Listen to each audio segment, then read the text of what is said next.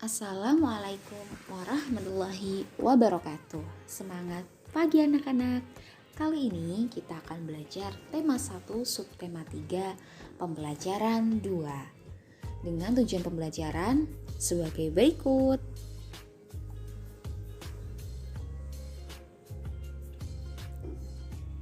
Tangan-tangan dan kaki para pengrajin gerabah begitu cekatan dan terampil membentuk tanah liat menjadi gerabah-gerabah yang bernilai seni tinggi.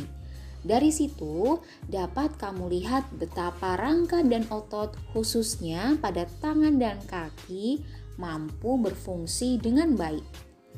Apa yang akan terjadi jika salah satu organ gerak tersebut tidak dapat berfungsi sebagaimana mestinya? Coba kamu perhatikan pengrajin tua ini. Kasihan sekali, tubuhnya sekarang bungkuk. Pada saat mudanya, dulu dia terus memaksakan tubuhnya untuk bekerja tanpa mempedulikan waktu istirahat. Sejak muda dia sudah jadi pengrajin gerabah. Waktunya dihabiskan untuk selalu duduk membungkuk membentuk gerabah-gerabah pesanan. Dia rajin dan pekerja keras, namun sayangnya dia melupakan waktu untuk beristirahat. Pada akhirnya kini tubuhnya menjadi bungkuk. Selanjutnya kita akan belajar beberapa kelainan pada tulang. Yang pertama ada fraktura atau patah tulang, yang kedua fisura, retak tulang, yang ketiga osteoporosis, yang keempat lordosis, yang kelima kifosis, dan yang keenam skoliosis. Untuk fraktura dan fisura biasanya disebabkan karena kecelakaan. Untuk osteoporosis disebabkan karena pengeroposan tulang. Dan untuk lordosis, kifosis, skoliosis disebabkan karena sikap duduk yang salah. Yang pertama, kita akan mempelajari tentang fraktura atau patah tulang. Kelainan pada tulang akibat kecelakaan baik kendaraan bermotor atau jatuh. Fraktura ini dibedakan menjadi dua, yaitu fraktura yang tertutup, yaitu patah tulang yang tidak sampai merobek kulit atau otot, dan yang kedua fraktura yang terbuka, yaitu patah tulang yang merobek atau menembus kulit atau otot. Nah, kita perhatikan gambar di samping. Di samping yang paling kiri ini adalah tulang yang normal, kemudian di tengah ini adalah fraktura tertutup atau patah tulang tertutup. Kemudian yang paling kanan fraktura terbuka atau patah tulang terbuka, yang tulangnya sampai merobek menembus kulit atau otot. Kemudian fisura atau retak tulang, kelainan tulang yang menimbulkan keretakan pada tulang akibat kecelakaan atau benturan dengan benda keras. Nah, perhatikan ya, kalian bisa lihat bedanya dengan fraktura tadi. Ini hanya retak, tidak sampai patah tulangnya. Kemudian osteoporosis, kelainan pada tulang yang disebabkan karena adanya pengeroposan tulang. Hal ini karena tubuh sudah tidak mampu lagi menyerap dan menggunakan kalsium secara normal. Nah, kalian bisa lihat untuk yang sebelah kiri ini masih normal ya, sedangkan yang sebelah kanan tulang yang sudah mengalami pengeroposan atau osteoporosis. Kemudian kifosis, lordosis, dan skoliosis. Kifosis kelainan tulang belakang yang melengkung atau bengkok ke belakang. Nah, ini membungkuk ya. Kemudian lordosis, kelainan tulang belakang yang melengkung bengkok ke depan. Ini. Skoliosis, kelainan tulang belakang melengkung ke arah samping seperti huruf S. Ini. Kelainan tulang lordosis, kifosis, dan skoliosis disebabkan karena sikap duduk yang salah.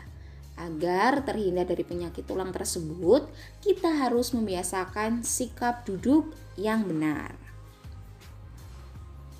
Selanjutnya, kita akan membaca teks yang berjudul Posisi dan Sikap Duduk yang Benar dan Sehat. Kalian bisa buka di buku siswa halaman 137.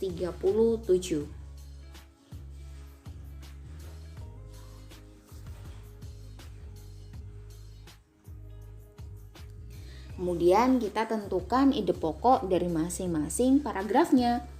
Untuk paragraf 1, kadang saya merasa heran dengan Pak John yang sering mengeluh punggungnya nyeri dan pegal. Padahal setahu saya Pak John tidak pernah bekerja berat. Jabatan di kantornya pun cukup tinggi sebagai manajer pemasaran. Pak John sering menghabiskan waktu kerjanya dengan duduk. Ide pokoknya, Pak John sering mengeluh punggungnya nyeri dan pegal. Untuk paragraf 2, pada suatu sore Pak John mengeluh lagi tentang sakitnya. Bu Katrin, kenapa ya punggung saya sering pegal dan nyeri? Setiap kali duduk di kursi, saya merasa tidak nyaman. Badan saya sering pegal dan nyeri, tidak hanya di punggung saja, namun juga di bahu dan leher. Apa mungkin karena posisi duduk saya yang tidak benar ya? Kata Pak John. Keluhan ini sebenarnya juga banyak dialami oleh para eksekutif dan pekerja kantoran. Untuk ide pokoknya, Pak John mengeluh lagi tentang sakitnya. Untuk paragraf selanjutnya, kalian bisa baca ya.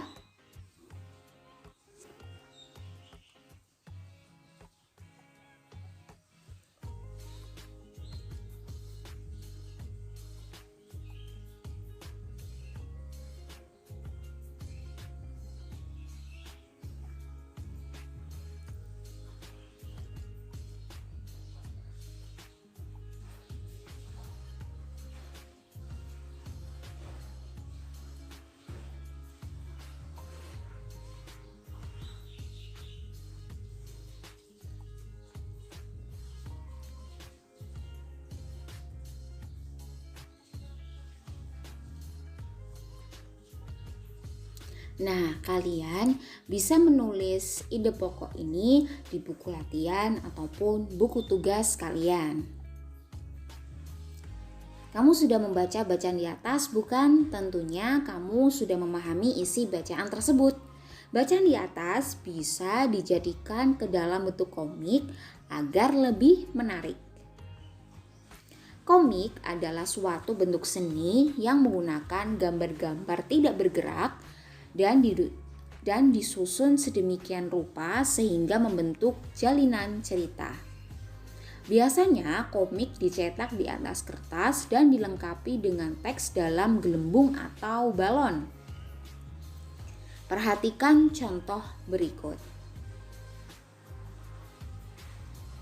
Nah, gambar sebelah kiri bisa kita jadikan komik seperti gambar yang ada di sebelah kanan.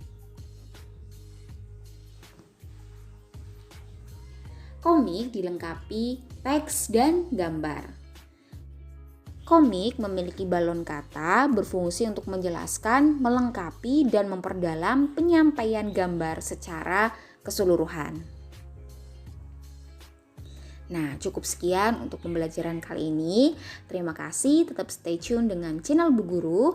Ada pantun daun kelapa, daun lontar, keduanya di bawah Bu Tata. Jangan malas belajar, tetap semangat meraih cita-cita. Jangan lupa like, komen, share, dan subscribe. Wassalamualaikum warahmatullahi wabarakatuh.